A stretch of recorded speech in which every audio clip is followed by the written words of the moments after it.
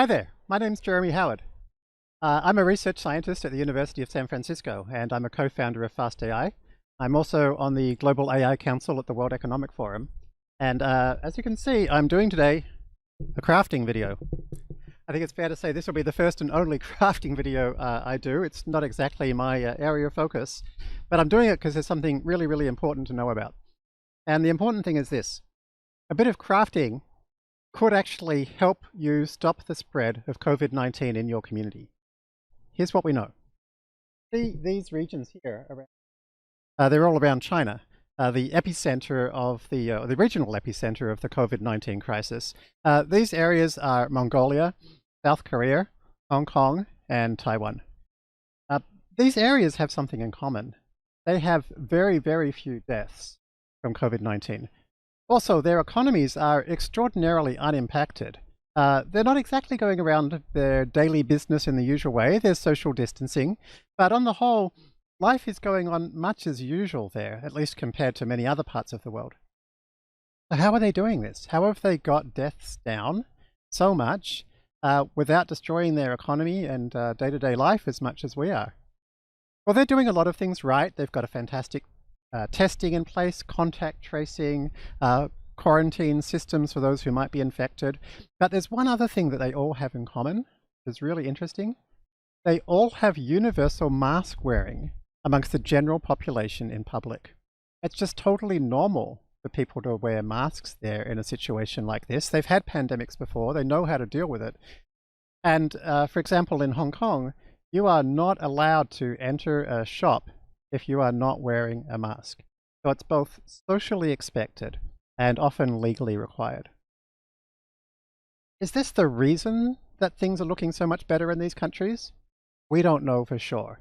But what we do know is that they have a recipe for something that's working. So maybe we should follow that recipe. I'll tell you what else we found. I've had a look at 38 scientific papers on this topic, which are related to the question of, can wearing masks help delay, slow down, and maybe eventually stop transmission of COVID-19 in the community? And the answer is, it sure looks like they can, by 50 to 75%. Just an amazing difference. Now, there's a few differences though. Should we be wearing masks here in the US, where I am, in Australia, where I'm from originally, in the UK, where my family's from? Well, there's some problems. The first and biggest problem is there's a shortage of what's called N95 respirators, the hospital-specific masks that people might be most familiar with. There's not enough for people, frontline medical workers in hospitals. Now, this is a huge problem because Oxford University has put out advice that says in a hospital situation, when you're doing a procedure called an aerosol generating procedure, it's really important you have an N95 respirator, a real proper hospital mask. Otherwise, you can get infected because there's kind of this spray of virus-infected droplets that hang in the air. Here's something else, though, that Oxford says. Even in a hospital situation, you don't really need to wear these N95 respirators. Just a regular cloth mask, in hospitals they call it a surgical mask, is quite enough.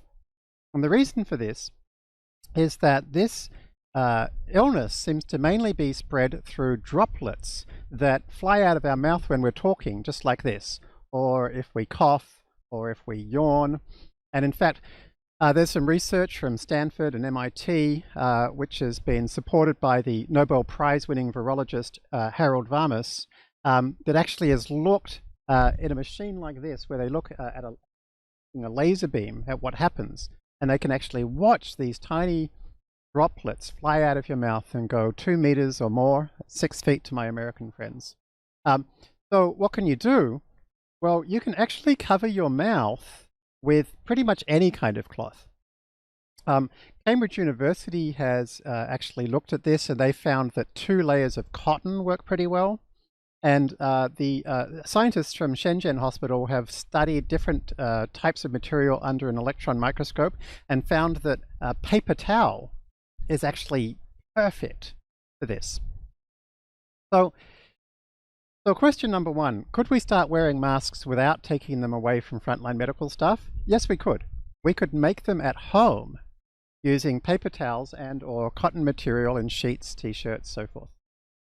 Question number 2. Would we really do that in the West? Because in the West we don't have a culture of mask wearing. Turns out the answer is yes, we can. An absolutely amazing, inspiring campaign kicked off by a science communicator named Peter Ludwig in the Czech Republic proves this is true.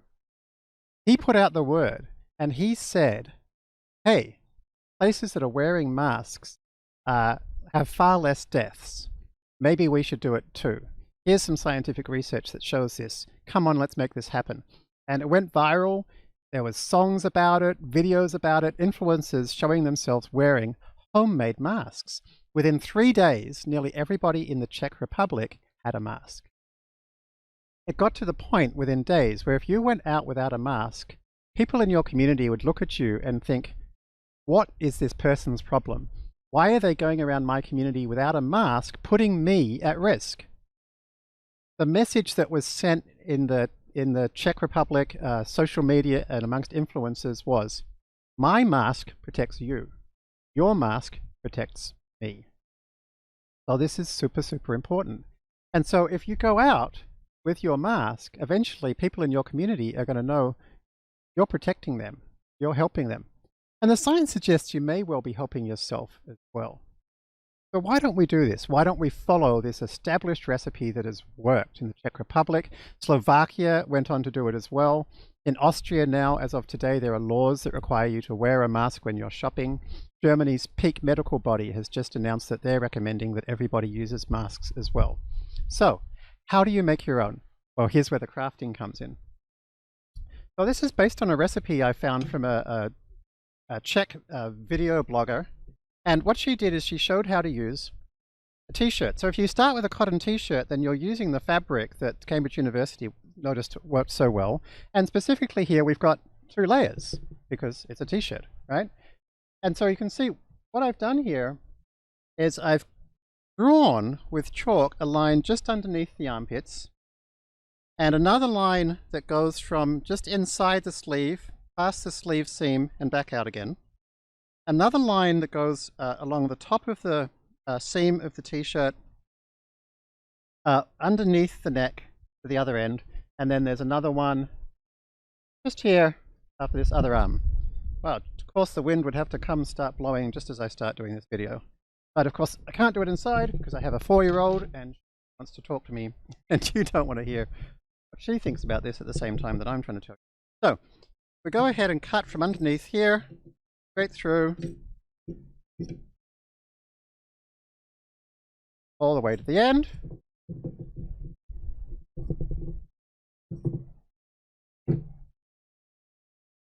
Go. And then for the arm, we'll cut, you see that there? So we'll cut, hope it comes out okay on the video, but otherwise you can see where the cut is. So I'm just starting underneath the seam here, or underneath the fold I should say, and then I come all the way through, just past this join in the fabric, and then I do the same on the other side, starting just above, coming through to the join in the fabric, and I can go ahead and make those join up. Just not my forte. I'm getting there. There we go. So this is what the bit I've cut out looks like, right? And so you don't have to watch me doing the other one because I'm so damn slow. Here's one that we had earlier. And here is what it looks like. Okay, so that's the mask, right? And you can see here, one other thing I've done is at the bottom is I've popped a little safety pin. Now, why have I done that? That's because we're going to take advantage of that Shenzhen hospital research, electron microscope research, that shows that a paper towel works so well. So what you do is, I've got 2 pieces of cotton here, right? So you just pop a little piece of paper towel between those, and it'll just rest here against this safety pin. And here's how you put it on. You actually pop it over your nose, and then it goes behind your head, right? And then you can just tie it up behind your head. So, and it can be kind of low down, that's totally fine. And here's the other cool bit, right? The original Czech blogger that did this had a ponytail, so it worked particularly well. I don't have a ponytail. You just go up a little, right?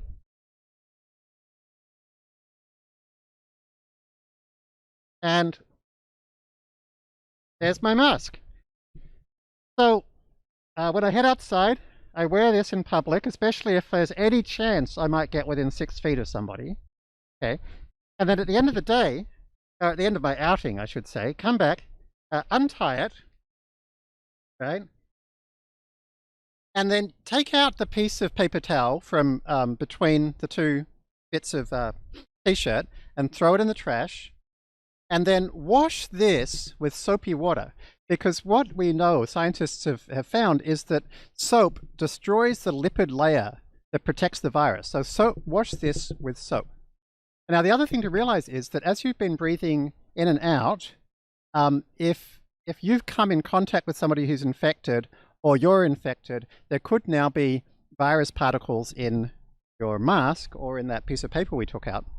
So that means that as we took it off, so when you take it off, try not to touch more than you have to, and then make sure you wash your hands before you touch anything else, right? Because you could have got some virus particles on your hands just as you took it on and off.